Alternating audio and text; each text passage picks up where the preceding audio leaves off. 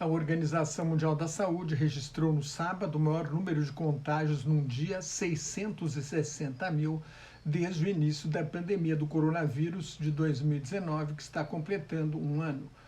O primeiro caso, o caso mais antigo, foi registrado na cidade de Wuhan, na China, em 17 de novembro, de acordo com a investigação do jornal South China Morning Post de Hong Kong. Desde então, são mais de 55 milhões de casos confirmados e 1.327.500 mortes.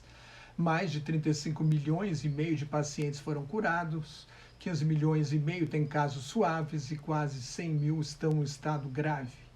Os Estados Unidos diagnosticaram mais de 100 mil casos novos por dia nos últimos 12 dias, batendo sucessivos recordes de contágio até 184.514 casos na sexta-feira, com alta de 81% em 2 semanas. Em consequência, o número de pessoas hospitalizadas chegou a um máximo de 73 mil nesta segunda-feira, alta de 44% em 2 semanas. A média diária de mortes aumentou 39% em 2 semanas. Ao todo, os Estados Unidos são mais de 11 milhões e 200 mil casos e mais de 247 mil mortes, e podem sofrer com mais 200 mil mortes até o fim do inverno no hemisfério norte, quando se espera que a campanha de vacinação em massa esteja em andamento. O presidente eleito Joe Biden criticou ontem o presidente Donald Trump, que se nega a reconhecer a derrota e assim atrasa a transição. Trump coloca em risco a segurança nacional dos Estados Unidos, os inimigos podem aproveitar o momento, e agrava as crises de saúde pública, econômica e social causadas pelo vírus. Biden advertiu que vem aí um inverno muito escuro, em que pode morrer muito mais gente, as tais 200 mil pessoas. O presidente eleito quer tomar medidas para conter a Covid-19, preparar a campanha de vacinação em massa e estimular a economia. O presidente que está de saída não deixa.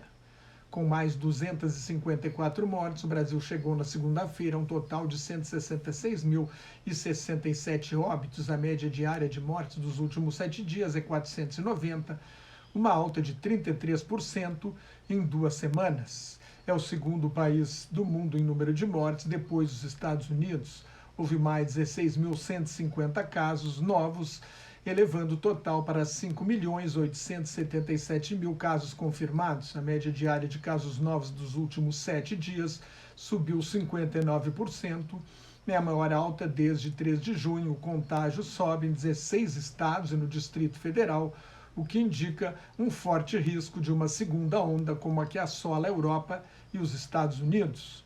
A Índia é o segundo país em número de casos, 8.845.000, e o terceiro em mortes, 130 mil, logo atrás do Brasil e dos Estados Unidos.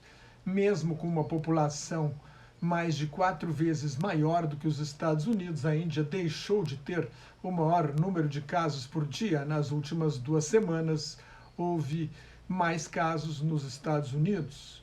O México é o 4º país em número de mortes, se aproxima de 100 mil óbitos. A França é o 4º país em número de casos, passou de 2 milhões nesta segunda-feira, com 45 mil mortes. O Reino Unido é o 5º em número de mortes, 52.240 em 1.400.000 casos confirmados.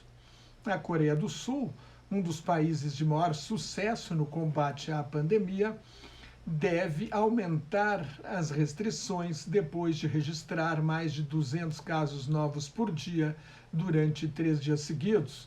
Um dos primeiros países atingidos quando o coronavírus saiu da China, a Coreia do Sul registra 28.769 casos confirmados e 494 mortes. Mais 223 casos e 1 morte foram notificados nesta segunda-feira. Se o Ocidente tivesse levado a sério a pandemia como fez a Ásia, 485 mil vidas teriam sido poupadas. Como a Coreia do Sul tem 51 milhões de habitantes, se fosse na mesma proporção, os Estados Unidos teriam menos de 3.200 mortes, em vez de 247 mil. Europa, com 740 milhões de habitantes, teria menos de 7.130 mortes, em vez de 326 mil. E o Brasil, com 212 milhões de habitantes, pouco mais de 2.000 mortes em vez de 166 mil. É esta medida do nosso fracasso. A Suécia, que nunca impôs um confinamento rigoroso nem o uso de máscaras, preferindo aconselhar a população a manter a distância, higienizar as mãos e trabalhar em casa, agora está mudando, impôs novas restrições. Em entrevista coletiva, o primeiro-ministro Stefan Löfven limitou o número de pessoas que podem participar de um encontro de 50 para 8 e recomendou: não vá à academia de ginástica, não vá à biblioteca, não saia para jantar e não vá a festas. A companhia americana de biotecnologia Moderna anunciou que os testes da fase 3 indicam que sua vacina tem eficácia de quase 95%. Na semana passada, o laboratório Pfizer e a empresa de biotecnologia alemã BioNTech afirmaram que sua vacina teve 90% de sucesso nos testes clínicos. A vacina da Moderna tem uma vantagem: precisa ser armazenada a menos 20 graus centígrados, enquanto a da Pfizer exige uma temperatura de 70 graus abaixo de zero. Os Estados Unidos devem comprar 100 milhões de doses da Moderna, com opção de comprar mais 400 milhões.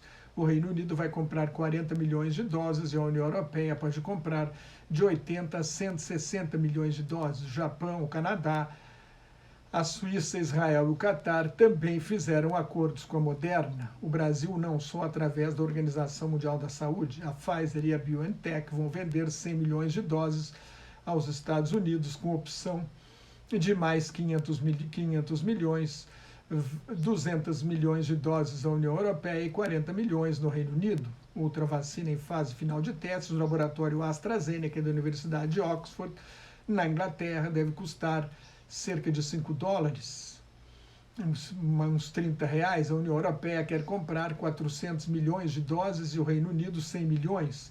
No Brasil, o governo federal fez um convênio de 127 milhões de dólares através da Fundação Oswaldo Cruz para comprar 100 milhões de doses da vacina de Oxford, dos quais 70 milhões seriam fabricados aqui a um custo de $2,30 por dose. O governo do estado de São Paulo fez um acordo com a companhia chinesa Sinovac para adquirir 6 milhões de doses da Coronavac e produzir mais 40 milhões no Instituto Butantan, o que gerou um atrito e uma guerrinha de vacinas entre o presidente Jair Bolsonaro e o governador João Dória. Bolsonaro considera Dória um inimigo político. O Brasil também aderiu ao consórcio Aliança Covax, coordenado pela Organização Mundial da Saúde, para receber 40 milhões de doses. A Moderna faz parte desse consórcio. Os estados da Bahia e do Paraná anunciaram um acordo com a Rússia. O Instituto Gamaleya, que desenvolve a vacina russa, declarou que ela tem uma eficácia de 92%, mas não divulgou dados sobre os testes que permitam comprovar esta alegação. Neste ritmo inédito para o desenvolvimento de vacinas, 1 bilhão de pessoas podem ser imunizadas até o fim de 2021. Mais notas e comentários sobre política internacional no meu blog Globalização em Crise, que está em nelsonfrancojobim.blogspot.com, no meu Twitter e no Facebook, onde também colaboro com o grupo Quarentena News. Cuide-se, fique em casa se não tiver nada muito importante a fazer na rua, use máscara se tiver de sair à rua e muito obrigado pela sua atenção.